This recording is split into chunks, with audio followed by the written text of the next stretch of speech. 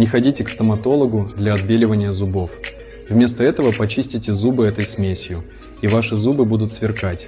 Эти ингредиенты есть у каждого дома. Для начала нужна мякоть с кожуры банана. Мелко ее порубим, затем нужен сок лимона. 1 чайная ложка, далее 1 чайная ложка морской соли и 1 ложка зубной пасты.